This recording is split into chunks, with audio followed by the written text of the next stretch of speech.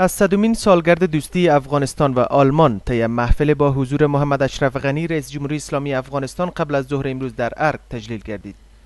محمد اشرف غنی رئیس جمهوری اسلامی افغانستان با آقای والتر شتاینمایر وزیر امور خارجه آلمان که به هدف تجلیل این مراسم به کابل آمده بود دیدار کرد. در این دیدار که در ارگ انجام شد، هر دو جانب در مورد گسترش روابط و همکاری ها میان دو کشور در عرصه‌های مختلف بحث و تبادل نظر کردند. رئیس جمهور با اشاره به انکشافات در اوضاع امنیتی کشور گفت که در اثر توانایی و قوت نیروهای امنیتی و دفاعی کشور مخالفین مسلح تضعیف گردیدند. وی گفت که نیروهای امنیتی ما از حالت دفاعی به حالت تعرضی قرار گرفتند، ابتکار عمل را به دست دارند و با روحیه وطن دوستی در مقابل دشمن می جنگند. رئیس جمهور غنی خاطر نشان کرد که دشمنان با وجود تلاش‌های زیاد نتوانستند اراضی را تصرف کنند. بنابراین برای کتمان ناتوانی‌هایشان در محلات عامه و شهرهای بزرگ انفجارات و حملات تروریستی را انجام می‌دهند. رئیس جمهور غنی با اشاره بر روابط افغانستان و پاکستان گفت که موقف و پالیسی ما در برابر پاکستان روشن، دقیق و سنجیده شده میباشد. به هیچ کس اجازه فعالیت از خاک افغانستان بر ضد پاکستان داده نخواهد شد. اما از پاکستان نیز تقاضای ما این است که مانع کسانی شوند که از خاک پاکستان بر ضد افغانستان فعالیت می‌کنند. در این دیدار وزیر امور خارجه آلمان ضمن تأکید بر گسترش روابط میان افغانستان و آلمان از رئیس جمهور غنی دعوت کرد تا در یک فرصت مناسب به آلمان سفر نماید که از جانب رئیس جمهور کشور با تشکری پذیرفته شد. سپس رئیس جمهور غنی همراه با وزیر امور خارجه آلمان در محفل اشتراک نمود که به مناسبت گرامی داشت از 100مین سالگرد دوستی افغانستان و آلمان در ارگ برگزار گردیده بود.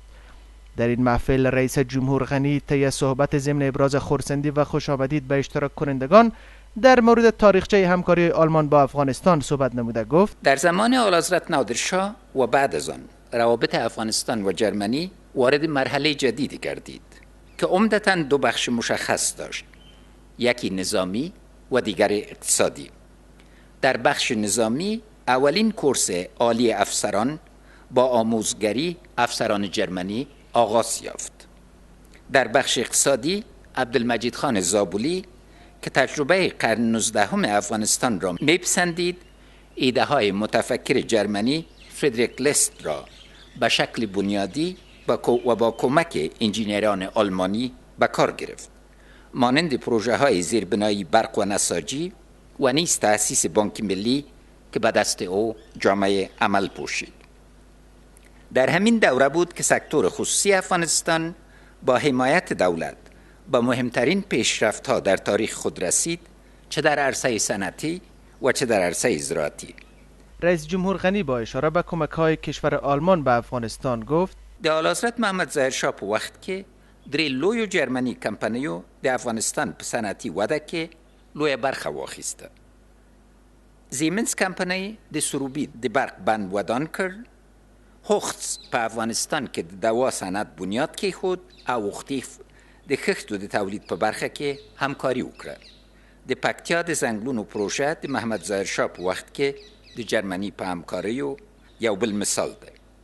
در این مراسم فرانک شتاینمایر وزیر امور خارجه آلمان نیز صحبت کرد و ضمن تشکری از رئیس جمهور غنی به خاطر تدبیر این مراسم از روابط دراز مدت میان هر دو کشور یادآوری نمود. وی گفت که آلمان بر تداوم همکاری‌های خویش با افغانستان متحد است و از هر گونه پیشرفت‌ها و فرصت‌هایی که باعث انکشاف افغانستان گردد حمایت می‌کند. آقای شتاینمایر تامین صلح و ثبات در افغانستان را از خواستهای اساسی دولت آلمان دانسته، حمایت کشورش را از این روند اعلام کرد. وزیر خارجه آلمان گفت که دولت آن کشور تلاش می‌کند تا زمینه‌های بیشتر جذب جوانان افغان را جهت ادامه تحصیلات در آلمان فراهم نماید. در این محفل تحایفی از سوی رئیس جمهور غنی به مناسبت 100مین سالگرد دوستی افغانستان و آلمان به وزیر امور خارجه آلمان اهدا گردید و بالمقابل وزیر امور خارجه آلمان تحایف خویش را به رئیس جمهور غنی اهدا کرد. در این مراسم دکتر عبدالله رئیس اجرایی جمهوری اسلامی افغانستان، صلاح الدین ربانی وزیر امور خارجه، فضل الهادی مسلمیار رئیس مشران جرگه، شماری از اعضای کابینه و شورای ملی و تعدادی از سفرای کشورهای دوست مقیم کابل نیز اشتراک داشتند. در اخیر محفل شماری از جوانان افغان که در کشور آلمان تحصیلات موسیقی را فرا گرفته بودند، پارچه‌های موسیقی میهنی را به استقبال از این روز اجرا کردند.